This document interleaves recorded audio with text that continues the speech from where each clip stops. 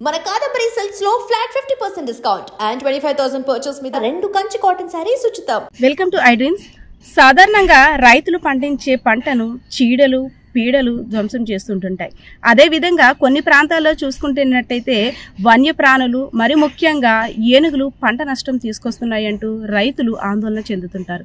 కానీ పార్వతీపురం మన్యం జిల్లా కొమరాడ మండలం గంగిరేగు వలసకు చెందిన సాయిబాబు అనే రైతుకి కొత్త సమస్య ఏర్పడింది.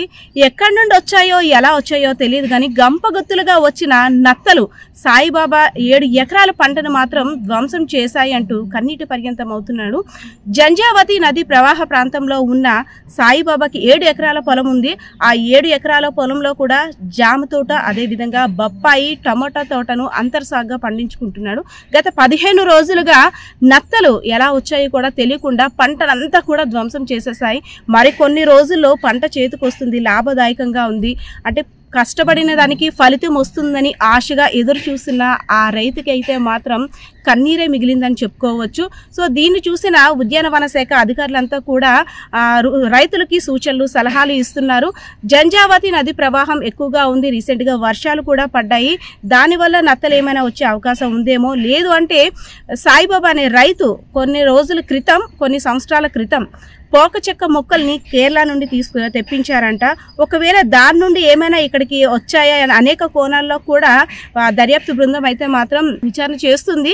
అదేవిధంగా మిగిలిన రైతులకు కూడా, అంటే ఇక్కడ నుండి మరొక పొలంలోకి వెళ్ళి మరొక పంటను ధ్వంసం చేయకుండా రైతులు కూడా తగు జాగ్రత్తలు తీసుకోవాలని సూచనలు సలహాలు కూడా ఇస్తున్నారు అగ్రికల్చర్ డిపార్ట్మెంట్కి సంబంధించిన అధికారులంతా కూడా. సో ఏదైతేనే ఒక మూవీలో చూసాం మిడతల దండు వచ్చింది, పంట పొలాలన్నీ నాశనం చేసింది, రైతులకి కన్నీట మిగిల్చిందని మూవీస్ లో చూసాం. కానీ ఇక్కడ పార్వతీపురం మన్యం జిల్లాలో నిజంగా అంటే ఈ విపత్తు ఏ విధంగా, ప్రకృతి ప్రకోపం ఎలా వస్తుందో, విపత్తులు ఏ విధంగా వస్తున్నాయో ఎలా అంచనా వేయలేమో, అంటే నత్తలు కూడా పంటని దాడి చేస్తాయా, ఇంత నష్టాన్ని తీసుకొస్తాయా అనే క్వశ్చన్ మార్క్ ప్రతి ఒక్క రైతులకు కూడా రైజ్ అవుతుంది.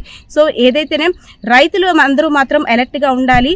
నత్తలు వస్తున్నాయి జాగ్రత్త అంటూ సాయిబాబా ప్రతి ఒక్క రైతును కూడా అలర్ట్ చేస్తున్నాడు. తనలా ఇంకెవరు బాధపడకూడదని కూడా ప్రతి ఒక్కరికి తన యొక్క గోడును విన్నవించుకుంటున్న పరిస్థితి అయితే పార్వతీపురం మన్యం జిల్లాలో కనిపిస్తా ఉంది. సాధారణంగా మనకి ఈ సాయిబాబా గారి పొలంలో ఈ నత్తల బెట్ట చాలా ఎక్కువగా ఉండడం జరిగింది.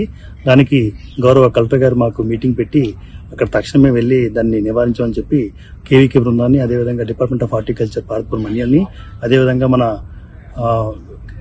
వైఎస్ఆర్ హార్టికల్చర్ యూనివర్సిటీ నుంచి వచ్చిన చలపతి గారు ఒక బృందం ఏర్పడి గత 2 రోజుల ముందు మేము విజిట్ చేయడం జరిగింది. చేసిన తర్వాత ఆయన సూచనల మేరకు కొన్ని చేస్తే మనం దీనికి నివారించొచ్చిన ఆలోచనతో ఈ రోజు మనం ఆ కార్యక్రమాన్ని చేయాలని చెప్పి ఒక ట్రయల్ రన్ లో ఈ రోజు రావడం జరిగింది. ఈ కార్యక్రమంలో మన విశ్వవిద్యాలయం నుంచి అగ్రికల్చర్ కాలేజ్ వ్యవసాయ కళాశాల నుంచి వచ్చిన పార్వతీపురం పిల్లలు ఈ రోజు మొత్తం అంతా కూడా నత్తలను ఏడడం జరిగింది. అది ఒక 4 వరుసలు ఏడడం జరిగింది. దాన్ని ఏరించి దాన్ని మనం ఉప్పు నీటి ద్రావణంలో వేసి చంపడం జరిగింది. ఇంకో పక్కన ఏంటంటే మనకి సార్ చెప్పినట్టు కాపర్ సల్ఫేట్, అదేవిధంగా ఈ టొబాకో డికాషన్ ఒక స్ప్రే, అదేవిధంగా ఫాస్ఫోకాప్ అని చెప్పి పెరీస్వర్డ్ కంపెనీని ఒక 1.5 ml ఒక లీటర్ నీటికి, అదేవిధంగా 4 ml ఒక లీటర్ నీటికి కలిపి 2 వరుసలు మేము పిచికా చేయడం జరిగింది. దాంతో పాటు ఐరెట్ చిలేట్ డైరెన్ కూడా ఒక స్ప్రే ఒక రో పిచికా జరిగింది. అదే బెడ్ ప్రిపరేషన్ చేసి ఒక డబ్బాలో పెట్టి షుగరు, అదేవిధంగా ఈస్ట్, అదేవిధంగా వాటర్ లో కలిపి ఒక డబ్బాని భూమి లెవెల్లో పెట్టి ఎంతవరకు ఈ నత్తలు ఆకర్షించబడతాయని చెప్పి ఒక కౌంట్ ఏర్పాటు చేసుకుంటే అది కూడా ఏర్పాటు చేయడం జరిగింది. దాంతో పాటు మన ఈ గోనె సంచుల్ని సాల్ట్ లో ముంచి అది కూడా పెట్టి ఏ విధంగా అయితే ఈ నత్తలను కొందరు మనం రికవర్ చేసుకోవచ్చు అని వివిధ ప్రణాళికల్లో మనం పద్ధతుల్లో ఆలోచించి ఏది బెస్ట్ గా ఉంటే, ఎందుకంటే పక్కన ఉన్న ప్రాంతాల్లో కూడా చాలా వరకు ఈ నత్తలు బెడత ఉండడం జరుగుతుంది, మన రైతులు మాకు చెప్పడం జరిగింది. దీంట్లో ఏదైతే మాకు బెస్ట్ వస్తుందో, బాగా కంట్రోల్ అవుతుందో, మనకు తెలుస్తుందో దాన్ని మనం మిగతా గ్రామ స్థాయిలో ఉన్న నత్తలు బెడుతున్న ప్రతి రైతుకి కూడా అది చేరవేసి నత్తలు బెడత లేకుండా ఏదైతే ఆదేశాలు మాకు జారీ చేయడం జరిగిందో కలెక్టర్ గారు, ఈ 2 కూడా డైరెక్ట్ చంపేవి. ఇంకోటి ఏంటంటే ల్యూరు, అంటే వాటర్ లో షుగర్ కానీ జాగరీన్ యాడ్ చేసి ఈస్ట్ కానీ పెడితే ఫెర్మెంటేషన్ ద్వారా అవి అట్రాక్ట్ అవుతాయి. ఆ అట్రాక్ట్ అయినప్పుడు దాని దగ్గరికి వస్తాయి, దాన్ని మనం కలెక్ట్ చేసుకుని చంపడమే ఉంటుంది. ఇది కూడా hand picking and destroying by salt ఇది బెస్ట్ మెథడ్. అది రెండోది ఏంటంటే ఇదైతే మాకు ఈజీగా అవుతుంది. లేదా ఈ స్ప్రే చేసుకోవాలన్నా ఇప్పుడు ఈ ఫాస్ఫోకాపర్ ఉంది, ఇదేంటంటే ఫాస్ఫరస్ కాపర్ ఉంటుంది. ఈ ఫాస్ఫరస్ కాపర్ లో ఈ కాపర్ అనేది మనకి 8% ఉంటుంది, ఫాస్ఫరస్ అనేది 32% ఉంటుంది దీంట్లో. ఇది ఏంటంటే లిక్విడ్, వాటర్ సాల్యుబుల్. ఈ ఫాస్ఫరస్ అనేది ఇప్పుడు మనకి మెయిన్ గా స్టేజ్ ఏంటంటే ఎర్లీ స్టేజ్ లో ఉన్న మన అన్ని హార్టికల్చర్ క్రాప్స్ ని డ్యామేజ్ చేస్తే అగ్రికల్చర్ క్రాప్ డ్యామేజ్ చేస్తాయి.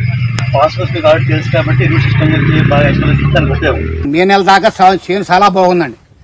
జూన్ నెల జూలై నెల కానించి ఇది విపరీతం అయిపోయిందండి. మరి ఎక్కడి నుంచి వచ్చినాయి అర్థమవుతుంది. గతంలో మాకేం లేదండి. గత 30 సంవత్సరాల బట్టి మేము ఇక్కడ వ్యవసాయం చేస్తున్నాం. అప్పుడు ఏం లేదండి. మేము ఫలసాయం కోసుకోవాలి కోతే, మరి ఇది ఏంటో అర్థమవుతుంది కండి. విపరీతం ఈ సంవత్సరం మరి నాకు అంతు పట్టని కింద ఇది కింద అయిపోయిందండి. ఒక కరోనా కన్నా ప్రమాదంగా ఉందండి మా రైతులకండి. ఇది పంట అంటారా లేకపోతే నత్తలు అంటారు చూడండి. ఇది బొప్పాయి పంట నత్తల పొలం చూడండి అసలు ఏ రకంగా ఉందండి. నత్త మరి ఏంటి మా ప్రాణానికి ఒక దాపరించిందండి.